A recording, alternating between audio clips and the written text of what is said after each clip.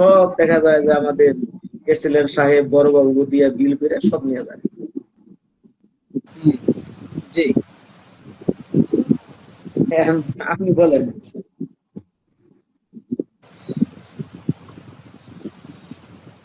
এইগুলো আসলে কোথায় বলবো? এখন আহ মোস্তাফিজুর ভাইয়া রহমানের আমি একটা ছেলেকে দেখলাম। আমি একটা ভাইয়া আমি একটা কথা বলি। এই জি। যেমন এই যে জুন মাস চলে গেল, আমাদের অফিস আদালতে প্রত্যেক ভূমি অফিসে দেখা গেল যে আপনার কম্পিউটার লাগে, আসলে কম্পিউটার কিছুই দেয় নাই। আপনার দেখা গেল যে আলমারি লাগছে, র্যাক লাগছে, টেবিল লাগছে, এইগুলা কিছুই দেয় নাই। চোখের সামনে দেখলাম যে টাকাগুলো উঠে উঠে নিয়ে খেয়ে ফেললো, অথচ আমাদের একটা টিএ বিলও দিল না, কিছুই না, আমরা খালি এইগুলো এইগুলোর কথা বললে কয় যে পরে বাজেট নাই এই সেই। অথচ 6টা কম্পিউটার দেখা গেল যে, বা 12টা কম্পিউটার দেখা গেল যে 3 লাখ, 3.5 লাখ, 4 লাখ টাকা উঠে নেই। আসলে এগুলো প্রকাশ করা ঠিক না।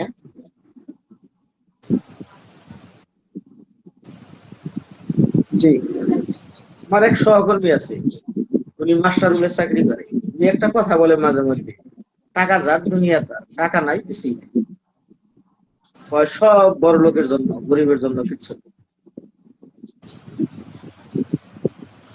আসলে এই মুহূর্তে দেখেন দেশের যে কি একটা পরিস্থিতি, যে আপনি বাজারে যাবেন প্রতিটি পণ্য আজকে আমাদের 120 টাকা নিচে কোনো তরকারি নেই। কিভাবে মানুষ বাঁচবে বলেন? আমাদের গ্রামে তো আপনার বেগুন হইলো 80 টাকা, ধুন্দুল হইলো 70 টাকা বা 50 টাকা। আপনার কাঁচামরিচ গ্রামে 280 টাকা করে, আপনার ঢাকা শহরে তো আরো বেশি হওয়ার কথা। 150 টাকা করে বেগুন হওয়ার দরকার। আসলে আপনি যতটুকু পরিশ্রম করতেছেন, এই পরিশ্রমটা ওই যে আমি বললাম না যে না, আপনার সাথে আমরা তিন আমরা চারজন লোক বলতেছি আছে। কি জানেন, আমরা বলতেছি যে এখন সবাই জানি আমরা যে আমাদের গেজেটটা কবে হবে না হবে এটা আমরা সবাই সরকারি চাকরি করে, সবাই সরকারি নিয়ম কানুনও সবাই জানে। জি কিন্তু এই মুহূর্তে যদি লক্ষাধিক কর্মচারী এই দাবিটা জোরালো করে যে না আমরা এই আগস্ট মাসের মধ্যেই আমাদের গেজেট চাই, এই জি দাবিটা যদি সবাই মিলে জোরালো করে, লক্ষাধিক কর্মচারী যদি দাবিটা জোরালো করে, তাহলে অবশ্যই সরকার কিন্তু দ্রুত সময়ের মধ্যে গেজেট প্রকাশের জন্য সরকার উদ্বিগ হবে এবং চেষ্টা করবে। কিন্তু এই এই জি কাজটাই আমাদের হচ্ছে না। এই এই যে কাজটা আমরা হবে না তো। এত মানুষকে বুঝাই, এই এত কাজটা ভাবে হবে না। মানুষকে বুঝাই, নাকে না কানে, কানে না নাকে, কত কিছু ভাবেই তো মানুষকে বুঝাই, কেউ কেউ তো আসলে সোচ্চার হচ্ছে না, কেউ জি তো দায়িত্বশীল নয় রে ভাই। কি বলবো, আমরা আপনি কি তো করবো? সবাই আপনি তো অনেকেই বলে কি জানেন, আন্দোলন দেন। আরে ভাই, আপনি আন্দোলন ঘোষণা করলেই তো আর হইলো না, আপনি তাই তো না? পরশুদিন একটা লিখছিলেন, কিরকম যেন একটা ভাষা লিখছিলেন, মন্তব্য খুব খারাপ, আমি কইরা দেখলাম, খুব দুঃখ করে লিখছিলেন। ওই যে ভিউ ব্যবসা সম্পর্কে একটা কথা লাগছে। হ্যাঁ হ্যাঁ, কি বলবো বলেন? মানুষ তো আমাদেরকে ধন্যবাদ দিবে, স্বাগত জানাইবে, বাহবা দিবে তো দূরের কথা, আবার উল্টা আমাদেরকে গালি দেয়, ভিউ ব্যবসা বলে। আপনি তো ওই যে নিজের নাটক গুলা দাবিটা নিজের দাবিটা তো বলেই না, নিজের দাবিটা প্রচার করে না, ওর উল্টা আমরা করি বলে আমাদেরকে এটা সেটা বলে। আপনি তো কয়েকদিন কয়েকটা এই নাটক করলেন। মানুষগুলি কেরা লাইভে যুক্ত হয় আবার চলে যায়? আপনি তো কয়েকদিন নাটক করলেন, রিলস করলেন, ভালোই লাগলো, এইগুলো বাদ দিলেন কেন? সহমত পোষণ করছি, পে স্কেলের গেজেট চাই, দিতে হবে ইনশাল্লাহ। আবুল কালাম আজাদ, গেজেট চাই। আপনারা আগামী শুক্রবার জাতীয় প্রেস ক্লাবে দ্রুত প্রজ্ঞাপনের দাবিতে আপনারা সবাই চলে আসুন। আমরা দেখব যে কয়জন মানুষ আসে, সেটার উপরে নির্ভর করবে আমরা বৃহত্তর কোনো কর্মসূচি দিব কিনা।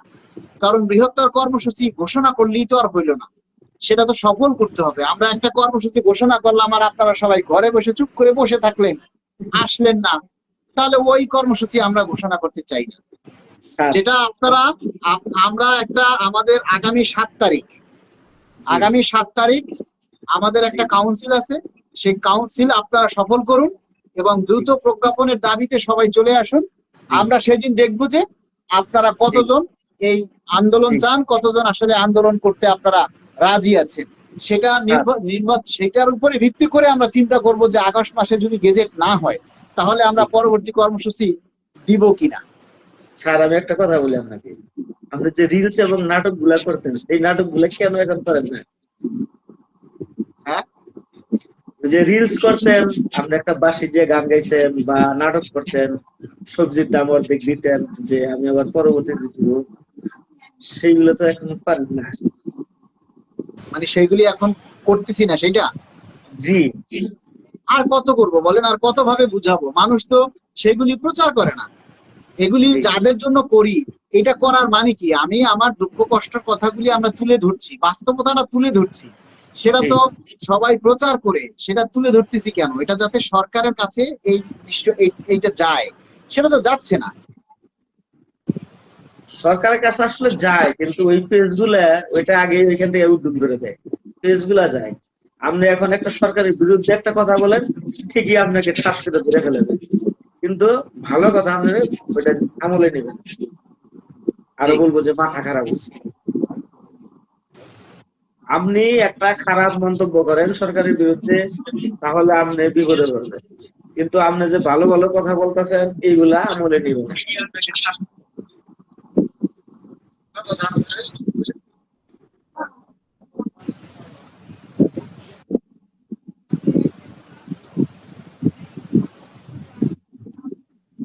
স্যার, আপনি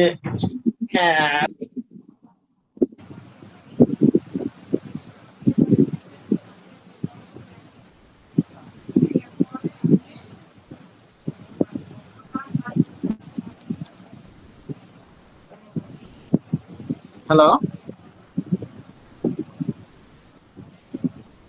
হ্যালো, হ্যালো।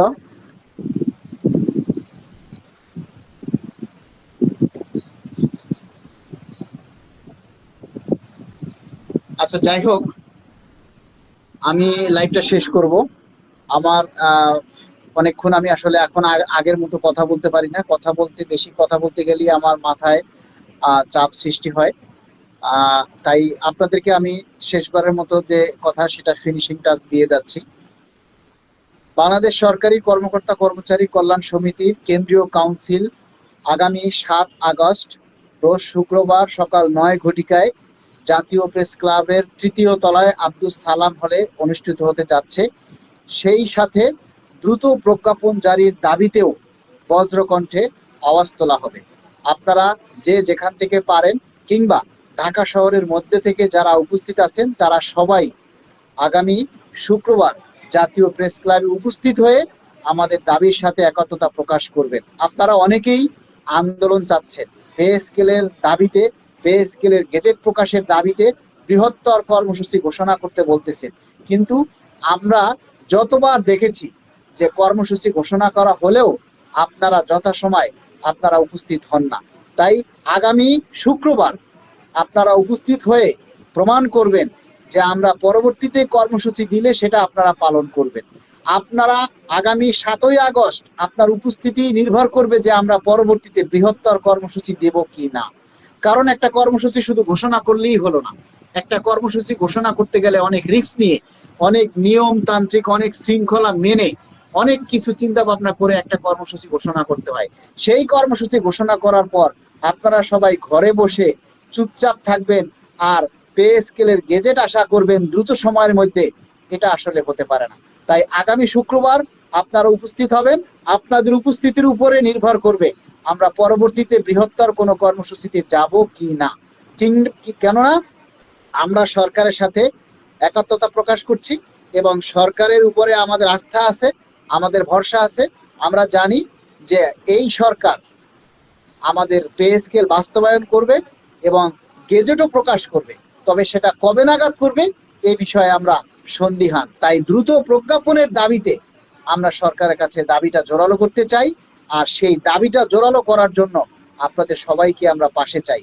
কেননা 22 লক্ষ কর্মচারী যেই সুবিধাটা ভোগ করবে, সেই সুবিধাটা যদি কমপক্ষে 1 লক্ষ মানুষ জোরালো না করে, তাহলে সেই দাবির বা সেই কথাগুলি সরকার থেকে কোনো গুরুত্ব আসবে না।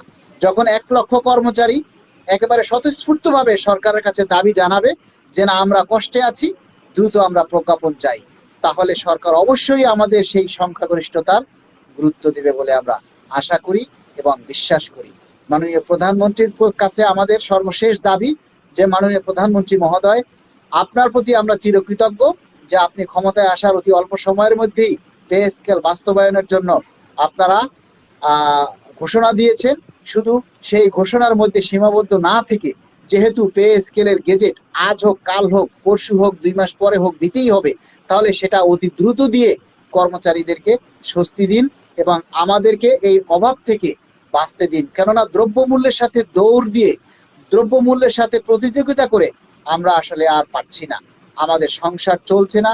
15 দিনের পরে আমাদের মধ্য থেকে কেউ যদি মারা যায়, তাহলে তাদের দাফন কাফনের টাকা থাকে না। তাই মাননীয় প্রধানমন্ত্রীর কাছে আমাদের বিনীত অনুরোধ, আমাদের প্রতি দয়া